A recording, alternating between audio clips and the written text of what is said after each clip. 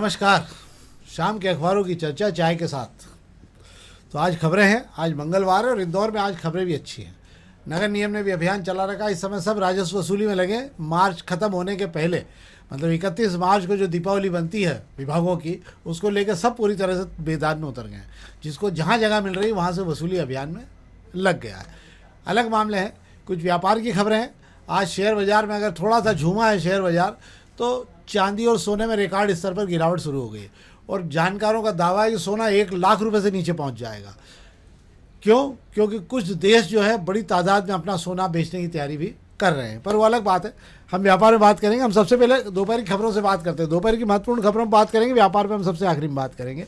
तो व्यापारिक खबरों में बात करें तो एक तो शहर के आप देख रहे होंगे कि पेट्रोल डीजल की कोई दिक्कत नहीं है, रोज़ एक ही बात आप सुन रहे हो। इसके बावजूद भी शहर के पेट्रोल पंपों पर शाम को आपको शहर के 8 से 10 पेट्रोल पंप जो है उस पर रस्सी खिंची हुई दिखती है कि पेट्रोल नहीं है का बोर्ड लगा हुआ है। इसका कारण क्या है? इसका कारण ये है कि कंपनियां जो है, तेल कंपनियां, वो खुद ही तेल बचाने में लग गई, क्योंकि 1 लीटर पर अगर उनको जो घाटा हो रहा है उसको कैसे रोका जाए। तो अब कंपनियों ने क्या किया है कि पहले देती थी 5 से 10 दिन और 15 दिन तक की क्रेडिट पे पेट्रोल डीजल। अब कंपनियां जो है बिल्कुल नगद पे काम करेंगी। नहीं, आप अभी नगद जमा कराओ, फिर जब गाड़ी आएगी तब हम भेजेंगे। मतलब अगर आपके यहाँ शाम को पेट्रोल ख़त्म हो गया तो पहले आपको तुरंत मिल जाता था, अब नहीं मिल रहा है। अब आपको आज जमा करा दो, अगर कल गाड़ी खाली होगी तो कल आएगी, नहीं आएगी तो परसों। तो कुछ पेट्रोल पंप जो है 3-3 दिन तक बंद पड़े हुए हैं। एक पेट्रोल पंप 14 दिन से बंद पड़ा हुआ है शहर में। तो हालत ये हो रही है कि कंपनियां आप खुद बदमाशी कर रही हैं शहर में और माहौल को बिगाड़ने में लग गई हैं, और इसीलिए शहर भर में भगदड़ की स्थिति मचने लग जाएगी। थोड़े दिनों में ऐसा लगेगा कि सरकार झूठ बोल रही है, और कहीं पर भी जो है पेट्रोल डीजल को रोकने की स्थिति नहीं होना चाहिए। जिन शर्तों पे पहले दिया जा रहा था उसी पे दिया जाना चाहिए, पर यह धोखाधड़ी ठीक नहीं है। इससे शहर में और पैनिक होगा। क्या साहब? जी बिल्कुल, आप सही कह रहे हैं। कहा जाता था पहले तेल का धंधा है, मंदा नहीं है। तेल का धंधा है, रफ्तार लिए हैगा, तेजी से दौड़ रहा हैगा। वजह यही है कि तेल कंपनियां जो है पेट्रोल पंप के जो डीलर हैं उन पर पेट्रोल जो देती है उसको देने की बजाय कंपनी के खुद के जो शहर में पंप लगे हुए हैं वहीं से सीधा माल बेच रही है। सीधा माल बेचो, जेब में अपने पैसा लाओ। कहाँ डीलर को देकर क्रेडिट में माल देना है, पैसा आएगा। इस सब चीज़ों वैसे भी नुकसान हो रहा हैगा, क्योंकि जो है डिमांड ज़्यादा है, खपत कम है। अब आगे से जहाँ से माल आ रहा है अब महंगा हो चुका हैगा, पर देश में आप दाम बढ़ा नहीं सकते। 5 राज्यों में आपको चुनाव जो लड़ना हैगा। तो इन सब चीज़ों को देखते हुए सारी चीज़ें जो चल रही उसका असर अब दिखने लगा हैगा कि शहर के पेट्रोल पंप पे आप कई दिन देखते हैं, कई पेट्रोल पंप आधे दिन के लिए बंद हो रहे हैं, कहीं जो है 1 दिन 2 दिन के लिए बंद रखे जा रहे हैं। तो इससे ये तो तय हो गया है कि कहीं ना कहीं अब पेट्रोल डीजल की खींच मुझे लगता है कि अब नज़र आने लगी है। और ये युद्ध, हालांकि ट्रम्प साहब कुछ भी कहें, अगर ये युद्ध थोड़ा दिन और चला तो अब हमारे यहाँ टंकियों की तरह ही जो है पेट्रोल पंप पर भी कतार की लाइन लगी हुई हम देखेंगे। एक और खबर इस पर हम बात करेंगे, दोपहर की खबर है। 28 तारीख को नगर निगम का बजट आने वाला है, जिसको लेकर बड़ा उत्साह के साथ में तैयारी की जा रही है कि इस बार बजट बहुत अच्छा आ रहा है। हम आपको पिछले बजट के पे खाका खींच के बता रहे हैं। पिछले बजट में 50% घोषणाएँ ऐसी हैं जो कागजों से बाहर ही नहीं निकली, और जिनके बारे में बड़े उत्साह और ढोल ढमाके के साथ घोषणा की गई थी कि ये कर देंगे, वो कर देंगे। पूरा शहर तहस नहस हो गया है, पूरा शहर खुदा पड़ा हुआ है। बांड रोड बने नहीं है, पैसा आने के बाद बांड रोड तय समय पे नहीं बन पाए। अभी भी 8 या 10 रोड के थोड़ा बहुत काम शुरू हुआ है।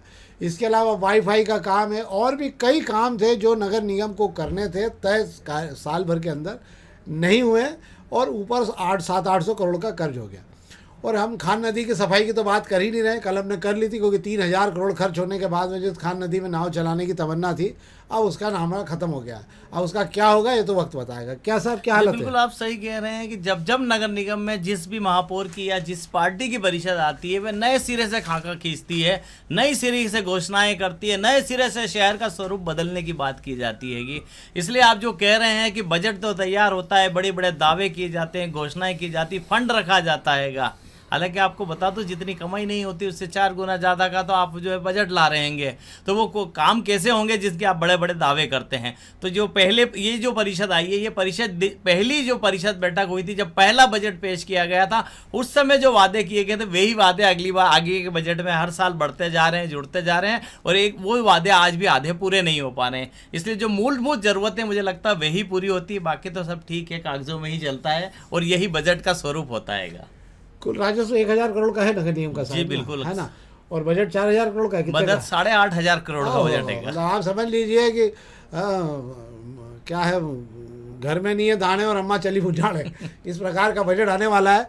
ख्वाब बहुत कुछ दिखाए जाएंगे आपको, पर आप ज़मीनी हकीकत समझ लीजिए कि नगर निगम की वित्तीय हालत बहुत ख़राब है।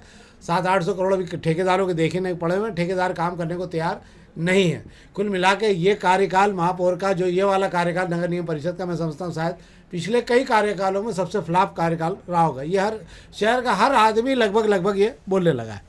एक और खबर है अग्निबाण की, जिस पर हम बात कर लेते हैं। हम अग्निबाण खबरों की बात करें तो अग्निबाण खबरों में कुछ खबरें अच्छी है जिस पर हम बात कर लेते हैं। एक तो आज मालवा वनस्पति को भी सील कर दिया गया, वो डाइवर्शन टैक्स को लेके किया, पर वो कोई बड़ा मामला नहीं है, 3-4 लाख की वसूली है। हम बात कर लेते हैं एक बार फिर तलगर का भूत निकल आया। ये जो आग लगी है, जो हादसा हुआ है जिसमें 8 लोगों की मृत्यु हो चुकी है, उसके बाद में फिर एक बार 3 मंजिला मकानों को लेकर जो अभियान चला है नगर निगम, 10 दिन में निर्माण तोड़ के और पार्किंग बनाने के सब जगह निर्देश दिए। 35 लोगों को नोटिस जारी कर दिए। मुझे लगता है 35 वो होंगे जिनके गरीब गुरुए होंगे, जिनके माई बाप कोई दिखे नहीं होंगे, नहीं तो नगर निगम नोटिस डालने से पहले 4 बार सोचती है। अब मुझे ऐसा लग रहा है कि शायद इनको देखा होगा। अगर इतना कलेजे का काम करना चाहिए नगर निगम को, तो मेरा दावा है कि जेल रोड पर सबसे पहले जाके सारे अतिक्रमण खाली करा देना चाहिए, तो आधा पार्किंग सड़कों का उठ के अंदर जा सकता है। पर केवल ये भूत नया निकाला है, 10-15 दिन की दिक्कत है, 5-50 लोगों का मामला है। क्या है सर? बिल्कुल आप सही कह रहे हैं कि तलगर का जो भूत हैगा हर बार तलघर से ही निकल के धरातल पर आता हैगा और कुछ लोगों पर कार्रवाई होकर वो वापस वही हाल में लौट आता हैगा। बिल्कुल आपने सही कहा कि नगर निगम अगर इतना ही सूरमा है और नगर निगम अगर तलघर नहीं बनने देना चाहता, नगर निगम तलघर का जो इस्तेमाल है व्यावसायिक उपयोग नहीं करने देना चाहता, तो जब ये बनते हैं तब इन पर सख्ती क्यों नहीं की जाती? नगर निगम में जिम्मेदार देखते क्या है?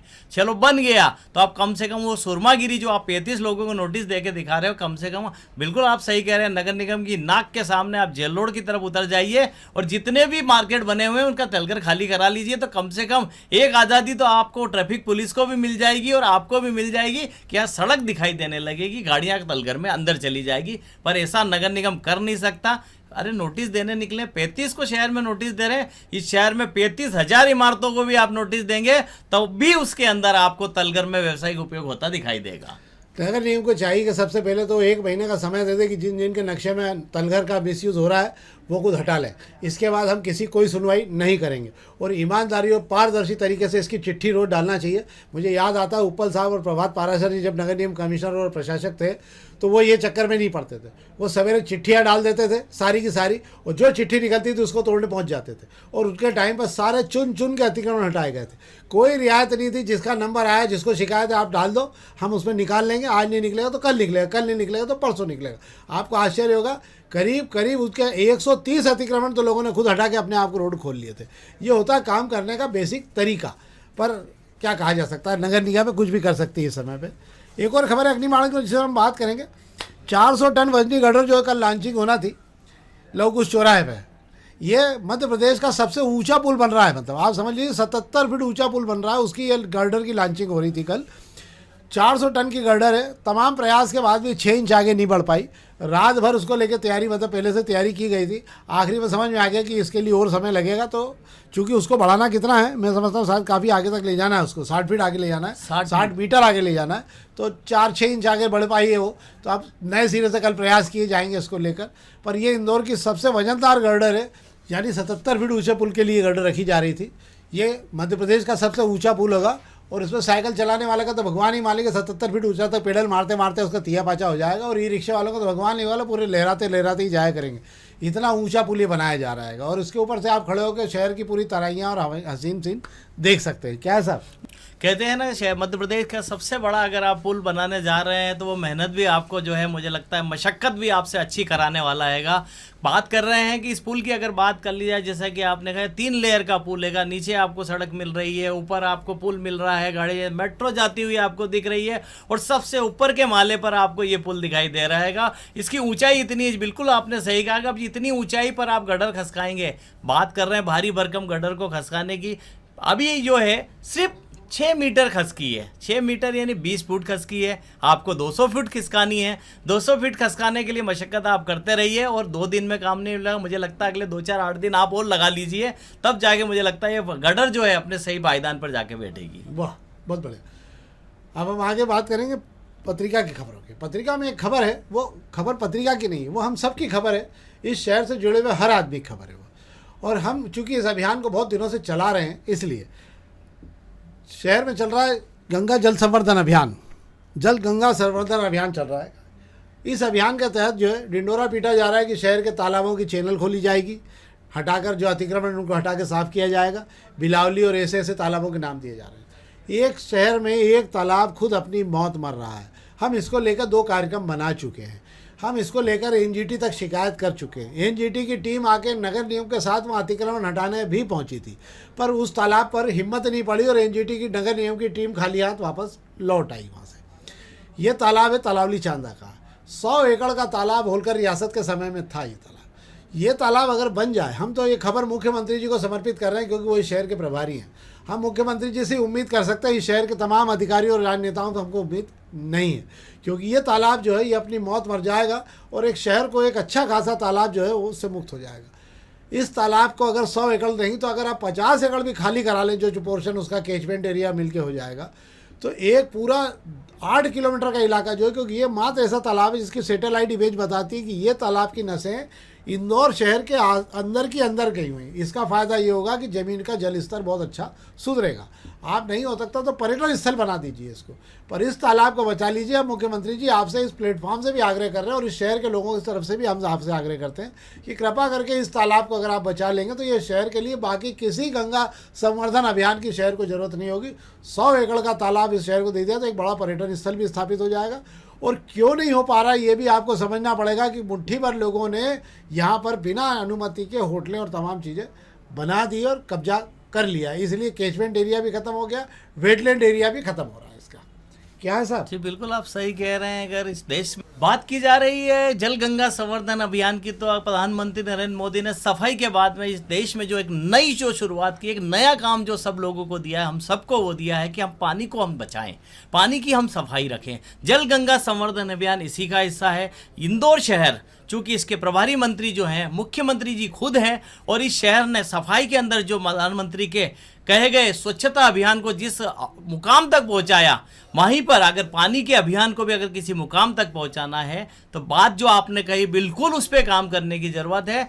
जल स्रोतों को, खासकर तालाबों को उनके कब्जों से आज़ादी दिलानी होगी। करोड़ों रुपए आप खर्च करने की बात कर रहे हैं। जल संवर्धन अभियान की शुरुआत भी मुख्यमंत्री ने इंदौर से ही की हैगी, तो एक करोड़ों रुपए आप खर्च करने की योजना बनाने से कम उनके कब्जों से इन्हें आज़ादी दिला दीजिए। और ये कब्जों से आज़ादी दिला के एक नज़ीर मुझे लगता है पेश करनी चाहिए, जैसी हमने सफाई में नज़ीर पेश की है कि इंदौर में देश भर से लोग सफाई देखने आते हैं, सीखने आते हैं कि हमने कैसे काम किया। वैसे ही जलाशयों को बचाने के लिए हमने उनके कब्जों से आज़ादी दिलाने के लिए हम जो काम करेंगे, हम चाहते हैं वो देश भर से लोग देखने आए कि यहाँ एनजीटी के नियमों का पालन होता है, यहाँ कैसे पानी को सुरक्षित रखने पर काम किया जाता है।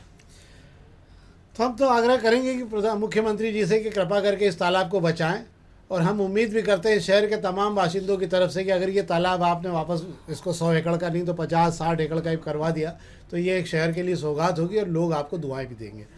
अब हम प्रभात किरण खबरों की बात कर लेते हैं। प्रभात किरण खबरों में पीली गाड़ी ने 70,000 रुपये का सामान कचरे के हवाले कर दिया। मतलब पीली गाड़ी खुद ही चोरी करने लग गई आजकल सामानों को लेके।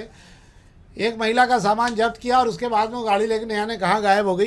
तो नगर निगम में भी ये काम चालू हो गया, अगर पीली गाड़ी आपका सामान को उठा के ले जा रही तो आप नगर निगम ना दौड़ें, पहले तो पीली गाड़ी के पीछे दौड़ लें। क्या भैया? जी बिल्कुल आप सही कह रहे हैं कि शहर में पीली गाड़ी का जो आतंक छाया हुआ था उससे सब लोग मुझे लगता है वाकिफ हैं। और एक समय ऐसा आ गया था कि पीली गाड़ियों पर ब्रेक लगाना पड़ गया था, शहर में हाहाकार मच गया था। पीली गाड़ियाँ जहाँ जा रही थी उस शहर के अंदर लोगों के पर जो है जुल्म कर रही थी। एक जुल्म की नई दास्तां निकल के आई है। 4 महीने पहले एक ऐसा जुल्म किया गया जिसके दर्द, उसके आंसू आज भी वो महिला के आंखों से निकल रहे हैं। बात कर रहे हैं दुर्गा पगारे की। दुर्गा पगारे के वो 4 महीने पहले वो जो हरसिद्धि मंदिर के वहाँ से गुजरते वक्त गाड़ी रिक्शा का एक्सेल टूटता है और उस एक्सेल के टूटने से उसके अंदर रखे हुए कार्टून जो है उसे ज़मीन पर रखना पड़ते हैं। तब नगर निगम के तत्कालीन कमिश्नर दिलीप कुमार यादव भी वहाँ पर रिमूवल की कार्रवाई कराने के लिए मौजूद थे। वे महिला को भरोसा दिलाते हैं कि वे अपनी गाड़ी का एक्सल ठीक करा के ले आए, वे ठीक जब तक सामान सुरक्षित रहेगा। महिला भरोसे पर जाती है और जब गाड़ी सुधरा के वापस आती है तो सामान गायब हो जाता है। लोगों से पूछताछ होती है, तब बताया जाता है कि नगर निगम की रिमोल गाड़ी दूसरों का सामान उठाकर ले जा रहे, साथ साथ उसका सामान भी उठाकर ले गई। अब उसके अंदर 70,000 रुपये की जो पूंजी है, ब्याज पर पैसा लेकर जूते, चप्पल और बेल्ट और पर्स खरीदे गए थे, जो हाट बाजार में वो महिला बेचती हैगी। उस महिला का दर्द देखिए आप।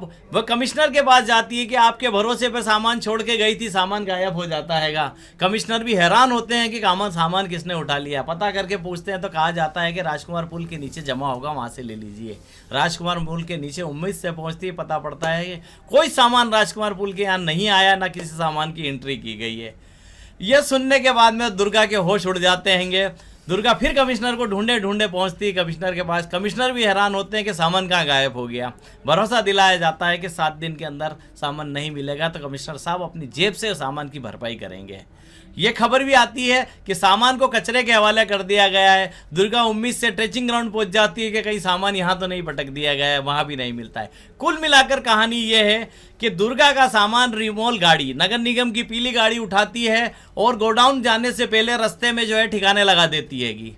वजह है जूते चप्पल है, बेल्ट है, बर्स है। मतलब ये वही रिमोल टीम है जो सड़क फुटपाथ पर छोटा मोटा काम करने वालों का सामान उठाती है। उसके लिए सामान को ठिकाने लगाना कोई बड़ी बात नहीं है। इस बीच भागीरथपुरा कांड होता है और कमिश्नर साहब का तबादला हो जाता है। अब वो दुर्गा के आंसू नहीं रुक रहे हैं, नए अधिकारियों के पास जाती है, कोई सुनवाई हो नहीं रही है। सीएम हेल्पलाइन में शिकायत करती है, कोई सुनवाई नहीं हो रही है। नवरात्रि में आंसू बहाती वो महिला, वो दुर्गा नगर निगम को बद्दुआएं दे रही है कि मेरा 70,000 का सामान मुझे लौटा दो। 70,000 का सामान नहीं लौटाने के बदले कर्जदार वो रिक्शा भी अपने पास ले गया। 4 दिन से चूल्हा नहीं जला। कल भी जनसुनवाई में पहुंची थी पर कुछ हासिल नहीं हुआ। अब आप बताओ, नवरात्रि में दुर्गा जी खुद ही तकलीफ में है तो दूसरों की क्या उम्मीद कर सकते हो आप। नगर निगम से तो क्या दुर्गा, क्या काली, क्या चंडी, सब परेशान है। क्योंकि नगर निगम की कार्रवाई जो होती है ना, उससे कोई भी आदमी बच नहीं सकता। पहले तो इन बेरों से मुक्ति दिलाओ जो ठीक ठाक स्थिति में काम कर सकें वहाँ पर। अब हम दोपहर के व्यापार की खबरों की आपसे बात कर लेते हैं, तो बहुत संक्षेप में हम बात कर लेते हैं। हम केवल आपको जानकारी देना चाहते हैं। एक तो मूडीज़ दुनिया की सबसे बड़ी क्रेडिट रेटिंग एजेंसी है, उसका कहना है कि यह जो युद्ध चल रहा है ये अभी और चलेगा और इसके कारण भारत की विकास दर को बहुत बड़ा झटका लगने वाला है। 4% के लगभग विकास दर औंधे मुँह होने वाली है। उत्पादन 30% कम हो चुका है। इसका असर भी भारत पे अब दिखेगा क्योंकि लोगों ने सामान खरीदना बंद कर दिया धीरे धीरे। इससे भारत जो है अब मंदी की ओर बढ़ रहा है। एक बात। दूसरी बात, जहाज़ों से जो सामान चीन से कच्चा माल फार्मा के लिए, दवाइयों के लिए आया करता था, वहाँ से आना बंद हो गया है और जो आ रहा है उसकी कीमत 2 गुने से ज़्यादा हो गई है। मतलब पैरासीटामॉल, क्रूड के अलावा जो भी फार्मा का केमिकल आ रहा था उसकी कीमत 200 से 300% बढ़ गई है। परिणाम ये हो रहा है कि दवाइयों की कीमतों में भारी आग लग गई है। जो पैरासीटामॉल की गोलियां बहुत सस्ती स्थिति में आया करती थी, उनकी कीमत अब लेने पर 4 बार पूछना पड़ता है कि वाकई वो गोलियां ले रही है क्या। और भी गोलियों की कीमत अगर यही हालत रही तो बहुत तेज़ी से बिगड़ेगी हालत, क्योंकि पूरे फार्मा जो कंपनियां उसमें हाहाकार मचा हुआ है। कई लोगों ने अपनी कई गोलियों का उत्पादन बंद कर दिया क्योंकि इतनी महंगी गोली बनाना उनके बूते के बाहर है। एक खबर, 2 खबरें। आज बाजार 1000 अंक उछला है। शेयर बाजार के जानकारों का कहना है कि उसको लेके आप जो है उत्साह मत परिए। मतलब आज हरियाली आ भी गई है तो भारी बिकवाली फिर शुरू हो जाएगी, लोग फिर बेचेंगे और फिर वापस नीचे आ जाएगा बाजार। इसलिए कोई भी बाजार की पैनिक की स्थिति लगातार बनी रहेगी। आज सोना 1600 रुपये फिर टूटा है, पर सोने के जानकारों का कहना है कि सोना 1 लाख रुपये के लगभग पहुँचने वाला है। कुछ देश अपना सोना और भी बेचेंगे।